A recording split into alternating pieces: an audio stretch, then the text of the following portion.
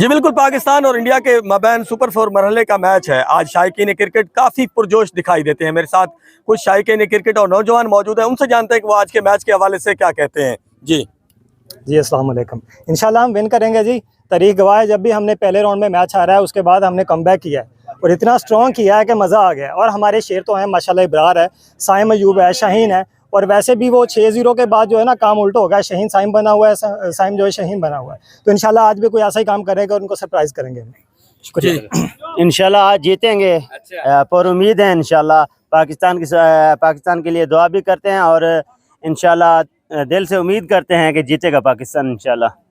जी, शायकीन का कहना है कि आज जो है वो इंडिया का गरूर जो है वो खाक में मिलाएंगे और पाकिस्तान जो है मैच विन करेगा। जी इंशाल्लाह। पाकिस्तान जिंदाबाद, केपीएल लीग जिंदाबाद, केपीएल लीग जिंदाबाद, मठा क्रिकेट जिंदाबाद, मठा क्रिकेट जिंदाबाद।